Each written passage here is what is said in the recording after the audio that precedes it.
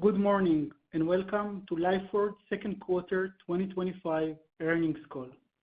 I am Almog Adar, Lifeward's Chief Financial Officer, and with me on today's call is Mark Grant, our President and Chief Executive Officer.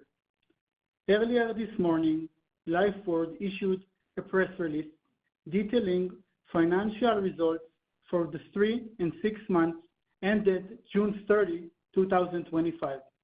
The press release and webcast of this call can be accessed through the Investor Relations section of the Lifeward website at golifeward.com. Before we get started, I would like to remind everyone that any statement made on today's conference call that express a belief, expectation, projection, forecast, anticipation, or intent regarding future events and the company's future performance may be considered forward-looking statements within the meaning of the Private Securities Litigation Reform Act. These forward-looking statements are based on information available to Lifeward management as of today and involve risks and uncertainties, including those noted in our press release and our filing with the SEC. Such forward-looking statements are not guarantees of future performance. Actual results may differ materially from those projected in the forward-looking statements. Lifeward specifically disclaims any intent or obligation to update this forward-looking statement, whether as a result of new information, future development, or otherwise, except as required by law.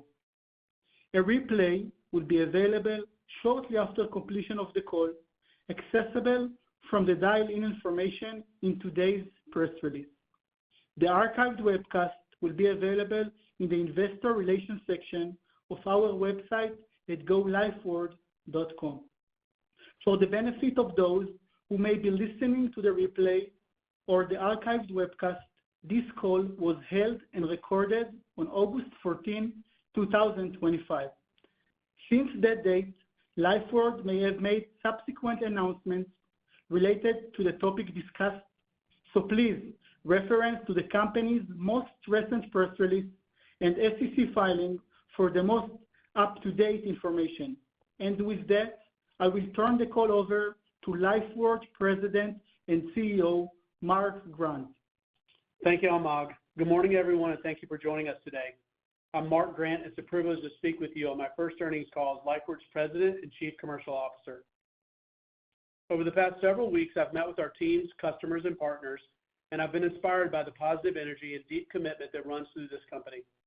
Lifeward is built on a foundation of innovation, purpose, and patient-centered delivery, and I intend to build on that strength as we move forward.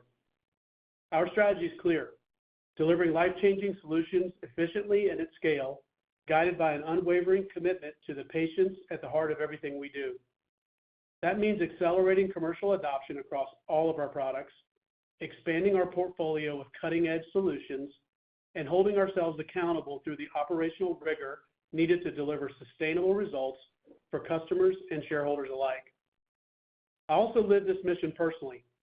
A little over 20 years ago, I experienced a spinal cord injury that resulted in left leg paralysis and a long, difficult recovery, a journey in which I could have directly benefited from Lifeward's portfolio.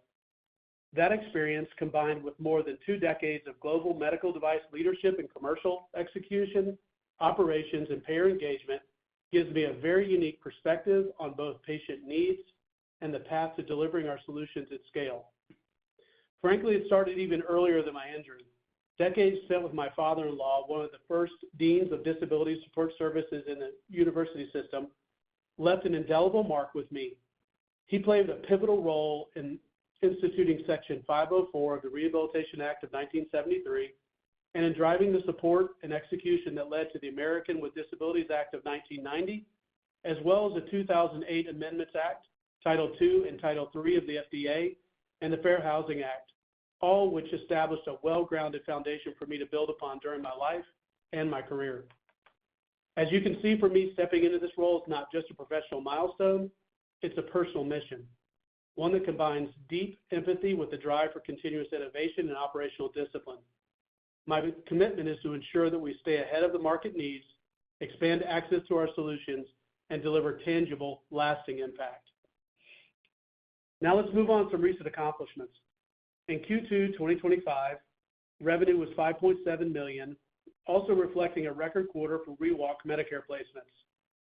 As you remember, in March, we achieved FDA clearance for our ReWalk 7 personal exoskeleton, the latest innovation in ReWalk pipeline that introduces new features streamlined for accessibility and ease of use in everyday environments. Improved battery life, push-button control, seamless stair curb activation, and cloud connectivity. To date, over 20 ReWalk 7 units have been installed in the U.S. with an overwhelmingly positive feedback from both patients and therapists. We're currently in the final stages of attaining CE clearance for ReWalk 7 and look forward to a similar response with our subsequent launch in Europe.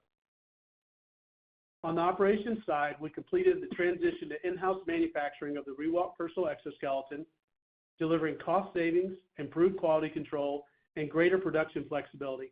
Additionally, as part of our consolidation efforts, we've finalized the closure of our AlterG manufacturing facility in Fremont, California. In the U.S., we've continued to expand our payer base for the ReWalk personal exoskeleton. Our partnership with CoreLife, a division of NewMotion, has accelerated our lead pipeline and processing timelines for workers' compensation claims. We've also continued to work with the Medicare Administrative Contractors, the MACs, to achieve clarity on case submission requirements, and we received a recent ruling by an administrative law judge affirming that ReWalk personal exoskeleton is reasonable and necessary for medical beneficiaries. As a result of these and other achievements, we improved our quarterly cash burn to $3.9 million, down from $5.6 million in Q2 24, also $5.5 million in Q2 25, driven by operational efficiencies, facility consolidations, and other reduction initiatives. Now let me turn to our growth strategy, which is anchored in 3 core pillars that will drive sustained performance and long-term value creation. The first pillar is accelerating commercial adoption. We're building on strong momentum from recent Medicare and commercial insurer wins by reducing approval times, expanding coverage, and scaling access globally. This effort is supported by 4 key levers: payer expansion, channel distribution, digital engagement, and strategic alliances. By pairing innovation market access strategies with process improvements in reimbursement and collections, we aim to speed order-to-cash cycles, improve DSOs, and convert demand into revenue more efficiently. The second pillar is portfolio diversification. We are leveraging software innovation, robust hardware, and AI integration to expand capabilities to deepen customer engagement. Our innovation focus is matched by disciplined execution, ensuring that our solutions are effective, intuitive, and accessible to the broadest patient base while remaining commercially viable at scale. The third is operational excellence. We're focused on driving margin improvement, deploying capital with rigor, accelerating cash conversion through greater efficiency in reimbursement and collections. Here in innovation means continuously refining our internal processes from manufacturing to revenue cycle management. These improvements are designed to extend our financial runway, enhance our profitability, ensure that growth translates into predictable, timely revenue. One highlight and a clear glimpse of what's possible is the performance of our GmbH team in Germany. They're operating profitably, building a strong patient community, and using their payer acceleration and market skill to move quickly in rolling out innovative new business models. These models blend accelerated commercial adoption through channel partnerships and distribution growth with disciplined execution and reimbursement, allowing faster order to cash and better DSO. At the same time, the team is expanding AlterG sales through targeted channel strategies and local market innovation, proving the value of our portfolio diversification approach. Operational excellence is evident in their ability to test, refine, and scale solutions rapidly, ensuring that works in Germany can also adapt for other global markets, including the United States. Germany has become our proving ground. Here we push the limits of delivery, integrate customer feedback quickly, and perfect strategies before broader rollout. This approach reinforces the strength of our 3 pillars, delivering tangible results today while charting the course for sustainable, profitable growth tomorrow. Lastly, I know you've already heard from him, but I'm pleased to share earlier this week we appointed Almog Adar as Lifeward's Chief Financial Officer. Almog is no stranger to Lifeward, having served more than 5 years in senior finance roles within the company. Almog's proven track record here at Lifeward gives me full confidence in his ability to strengthen performance, improve operating efficiency, and progress toward long-term profitability. I'm looking forward to working closely with him to accelerate execution and unlock more of Lifeward's growth potential. Almog, welcome to your new role, and over to you. Thanks, Mark. I'm pleased to be speaking with you in my first week as Lifeward's Chief Financial Officer. Having spent more than 5 years in senior finance roles here, I have developed a deep understanding of our product, market, and operations, complemented by prior leadership experience outside Lifeward. This combination enables me to contribute not only as a financial leader, but also as a strategic partner in guiding the company's direction. Lifeward has a strong foundation, an innovative product portfolio, a talented team, and a mission that is deeply meaningful to me, improving the quality of life for the people we serve. As CFO, my focus will be on maintaining rigorous financial oversight, aligning resources with the highest impact opportunities, and managing our cash position prudently to support sustainable long-term growth. With that, let's turn to our financial results for the quarter. As we review our results, I will cover both GAAP and non-GAAP figures. The non-GAAP results exclude the items detailed in the reconciliation tables in today's earnings release, and in our view, provide a clear picture of the company's underlying operating performance. I'm encouraging you to refer to the GAAP results and the reconciliation tables. As we go through the second quarter 2025 financials, year-over-year, Lifeward reported revenues of $5.7 million in Q2 2025 compared to $6.7 million in the second quarter of 2024, a decrease of $1 million or about 15%. Quarter over quarter, revenue increased approximately 14% from $5 million in Q1 2025, driven primarily by higher sales of ReWalk systems in Germany. Now, let's break it down by product line on a year-over-year basis. Revenue from our traditional products and services, which include the ReWalk Personal Exoskeleton, the MyoCycle SES Bike, and the Restore Exosuit, totaled $2.5 million in Q2 2025 compared to $3.1 million in Q2 2024, a decrease of about $600,000 or 19%. The prior year period included about $700,000 of Medicare-related revenue recognized for submissions made in 2023 and the first quarter of 2024. Excluding the one-time revenue recognition in Q2 2024, Medicare-related sales grow year-over-year. We also continue to improve ReWalk sales, achieving our highest quarterly total of units placed to Medicare beneficiaries since the schedule established in April 2024. Our pipeline of qualified leads continue to expand and advance, with more cases moving into later stages of the claim processes, positioning us for future conversion to sales. Revenue from AlterG products and services was $3.2 million in Q2 2025, down from $3.6 million in Q2 2024, primarily due to the timing of deliveries to international distributors. The pipeline of high probability leads remains strong and is expected to support higher deliveries in the second half of the year. Across both product lines, our commercial pipeline remains healthy. For the ReWalk product line, we saw our third consecutive quarter of pipeline growth, ending the quarter with more than 130 qualified leads in process in the U.S., reflecting an 86% increase in our active pipeline since Q3 2024. In Germany, we had 46 leads in process at the quarter end, including 34 active rentals, which historically convert to sales within 3 to 6 months. For AlterG, we closed the quarter with 15 systems in backlog. The high probability lead pipeline provides visibility into anticipated demand, and we continue to focus on converting this lead into orders. Moving to gross profit. In the second quarter of 2025, our GAAP gross profit was $2.5 million, or 43.9% of revenue, compared to $2.8 million, or 41.1% in the second quarter of 2024. On a non-GAAP basis, for the second quarter of 2025, gross profit was $2.5 million, or 44% of revenue, compared to $3.1 million, or 46.9% in the second quarter of 2024.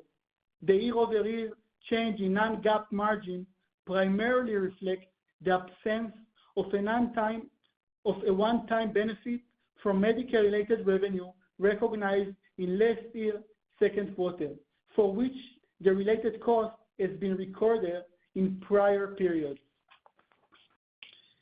GAAP operating expenses were $9.1 million in the second quarter of 2025, compared to $7.2 million in the second quarter of 2024. The increase was largely driven by $2.8 million goodwill impairment charge, triggered by a significant decline in our share price that created a gap between our market value and book value. This non-cash charge has no impact on our liquidity or the ongoing operation performance of the business. On a non-GAAP basis, adjusted operating expenses were $6 million in the second quarter of 2025, compared to $6.9 million in the second quarter of 2024.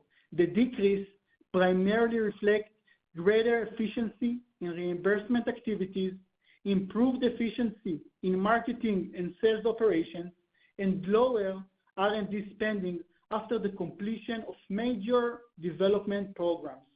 We expect this positive trend to continue into the second half of 2025, supported by the ongoing impact of our efficiency measures. Our GAAP operating loss for the second quarter of 2025 was $6.6 million, compared to $4.4 million in the second quarter of 2024. On a non-GAAP basis, operating loss was $3.5 million, compared to $3.7 million in the same period last year. We expect our quarterly operating loss to narrow further in the second half of 2025 as sales volume continues to grow and efficiency measures take hold. We ended the second quarter of 2025 with $5.1 million in cash and cash equivalents and no debt, including approximately $1.2 million in gross proceeds from our ATM facility and approximately $2.6 million from our public offering completed during the quarter. Our operating cash usage in the second quarter of 2025 was $3.9 million, compared to $5.6 million in the second quarter of 2024 and $5.5 million in the first quarter of 2025.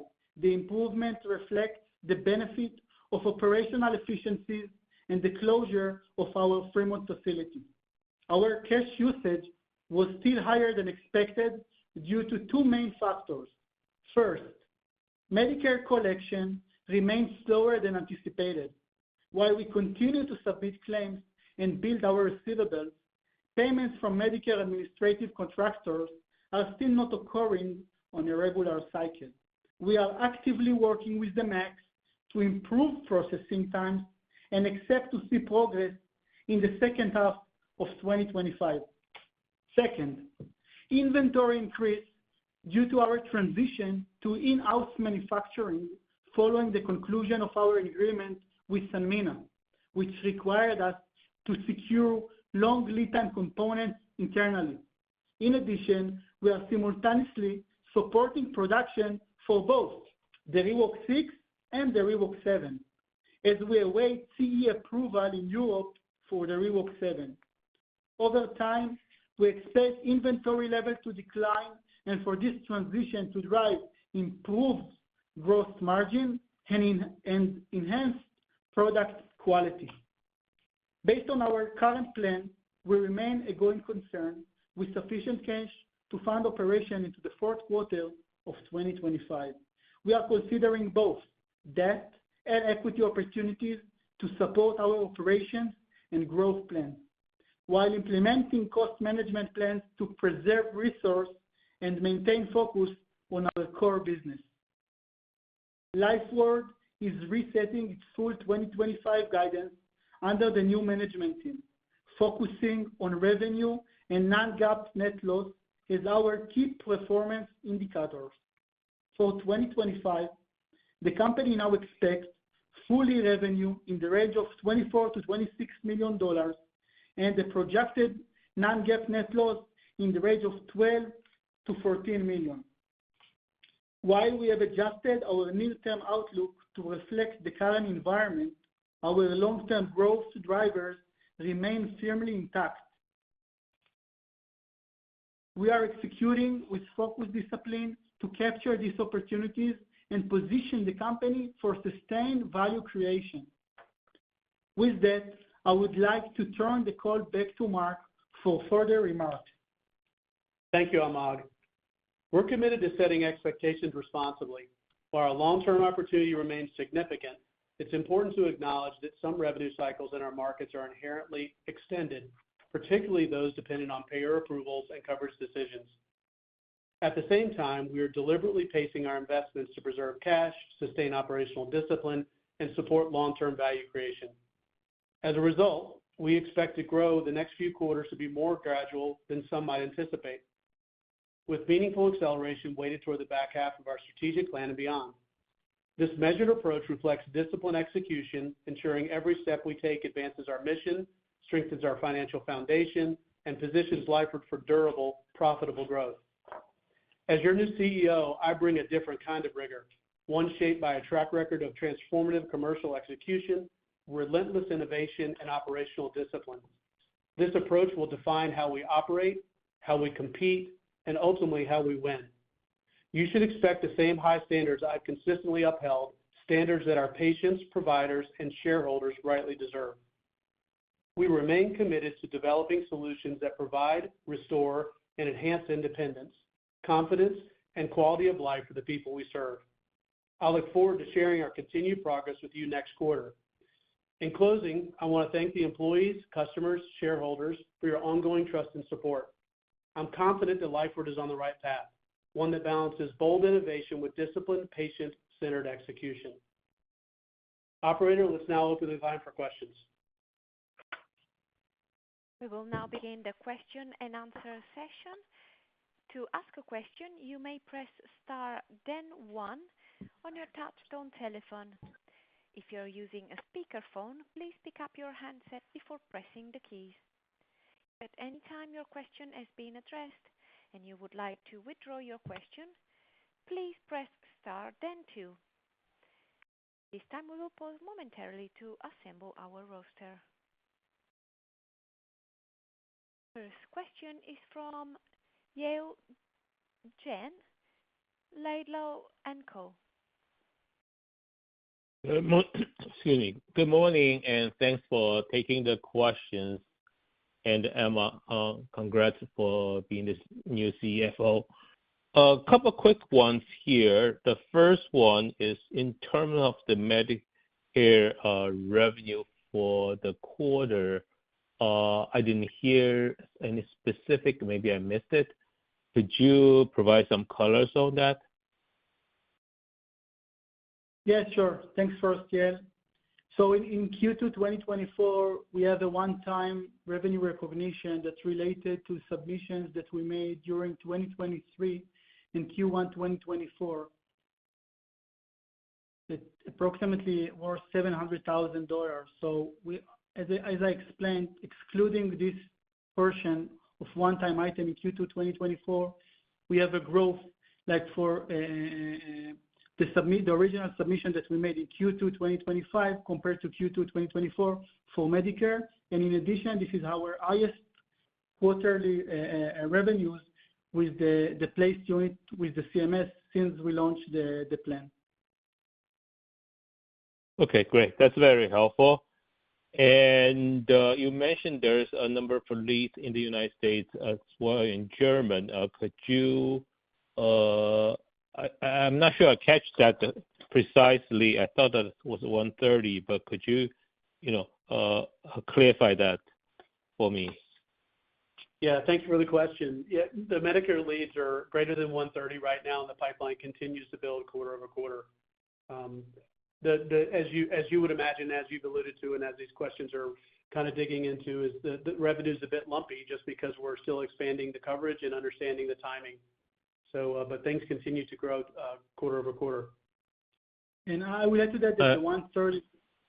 Sorry. Yeah. So we have more than 130, and it's combined. It's a combination. It's not only CMS. It's also workers' comp and VA opportunities. Correct. Okay, great. That's very helpful. Maybe my last question, a little bit in two parts. The first one is the current sort of tariff situation has any impacts on you? And the second part of that is, given your guidance for the 2025 guidance, you will expect to grow, have the revenue, particularly in the ReWalk side, have the highest so far in history. Was something that you guys feel that achievable? And thanks for taking the questions.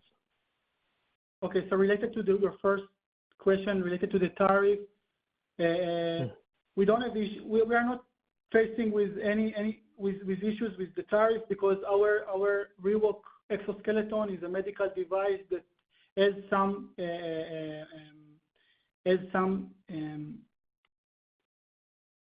exemptions. Exemption, exactly. Thank you. Exemption, and we are facing with some tariff situation with China and Taiwan for our Ultra G product. Why we are working towards to find some solution here in the U.S., but the effect is immaterial at this stage for us. Related to the second question and the guidance update, yes, we are expecting some growth in ReWalk revenues also in Q3 and Q4 for the ReWalk product. Okay, great. That's very helpful. Again, thanks. Congrats for both of you, the new positions. Thank you. Thank you. Thank you for the questions.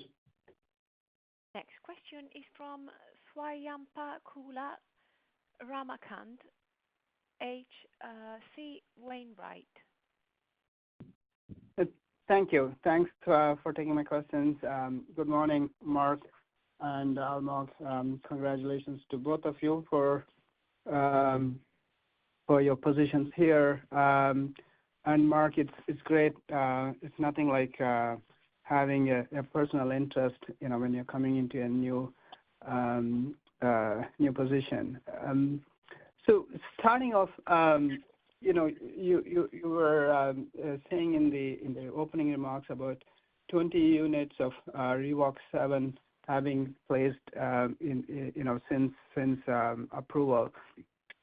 So are these units primarily through Medicare, private payers, VA? I'm just trying to see how well distributed these 20 units are. Yeah, that's a good question. They're distributed across all channels. But yes, we have a high focus on CMS Medicare. Okay. And then regarding the ALJ ruling, how does it benefit? Does it help in the CMS processing? Does it improve on the timing? Does it improve on getting less number of questions and pushback from the CMS? How does that ALJ ruling really help you? Yeah, based on my previous experience, and I think you remember, I've managed hundreds of payer contracts and government contracts across the globe and thousands of variants. And so as ALJ decisions come forward, they do. They shape how the policies are written. They shape coverage determination. They also shape how the processes are actually built. And so it's been helpful to have those rulings, even though it's painful for a patient and for everybody involved. It's an important process and step in how we secure our current coverage. Okay. And then, on the reimbursement itself, during that process, there was a lot of going back and forth on the dollar amount and whatnot.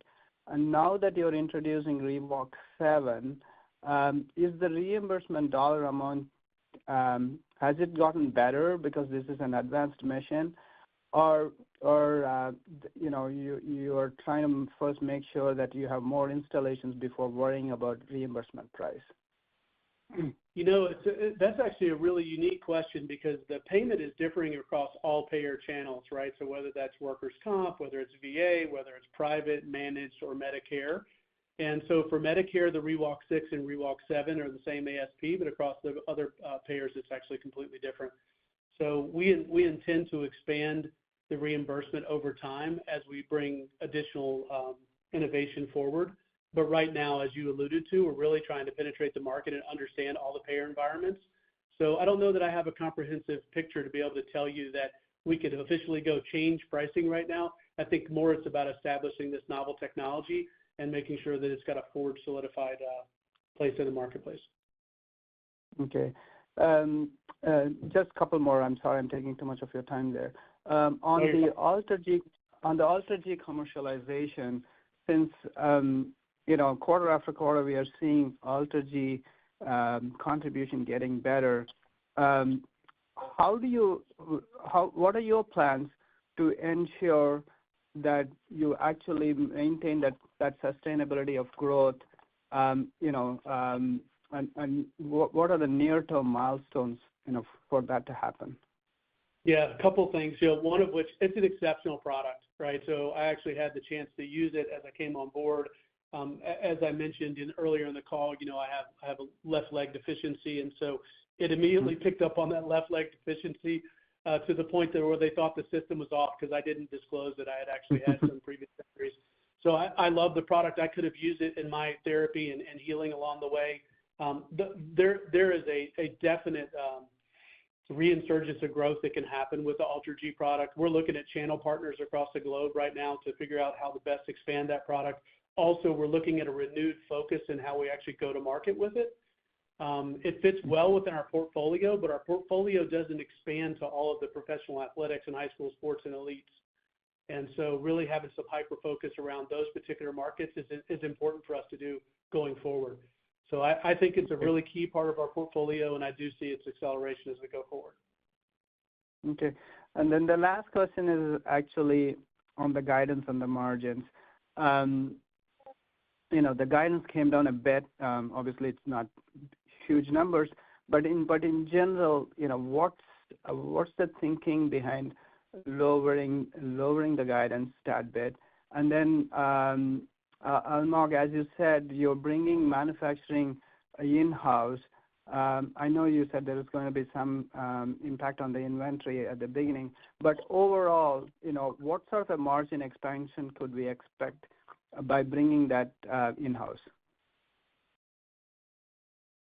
Okay, so I will start first with the margin. So as you mentioned, we make the transition during Q2 from Salmina to our facility in Yokneam, and this change brings with him a lot of efficiency and improvement from a lot of aspects. Some of them is in the margin area, some of them is the quality area. So we are expecting the margin to be improved for sure. And I cannot provide right now number, but there is an improvement in terms of the margin. Okay. And then any comments? I think it's important to notice. I'm thinking it's important to notice we moved the facility internally.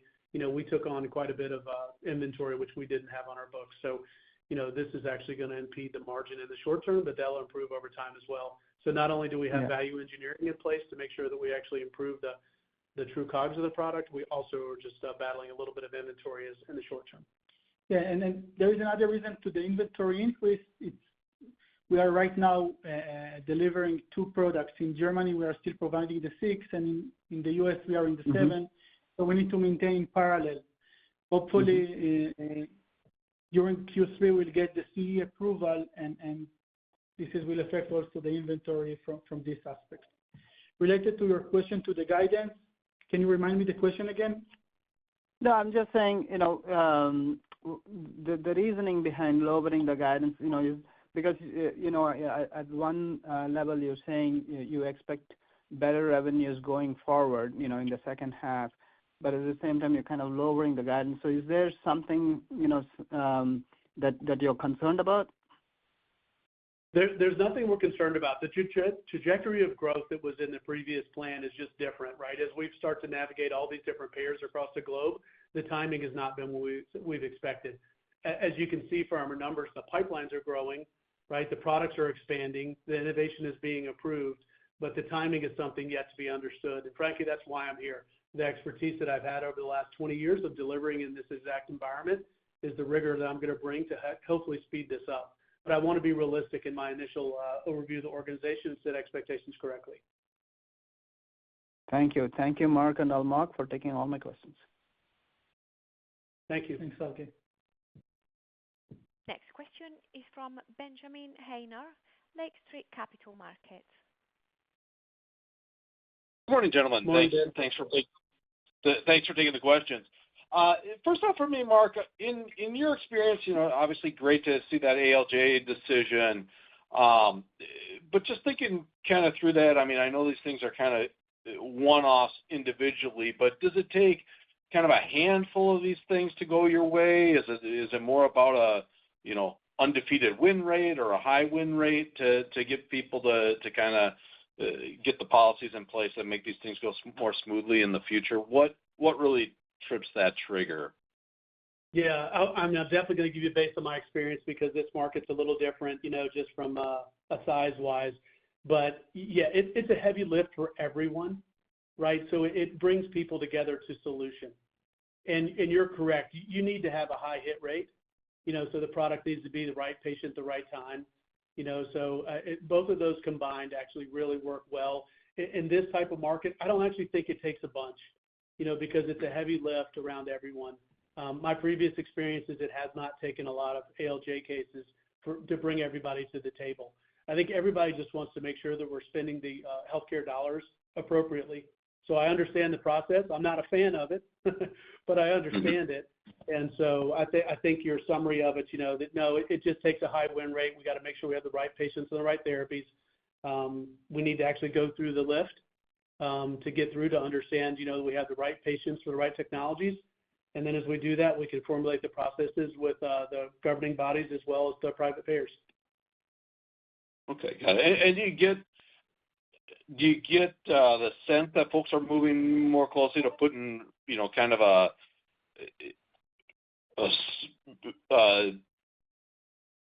decision in place where it's just like, here's what we need and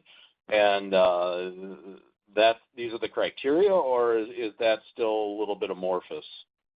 I'll give you one point, and that's probably as far as I can elaborate, is near-term claims are being processed.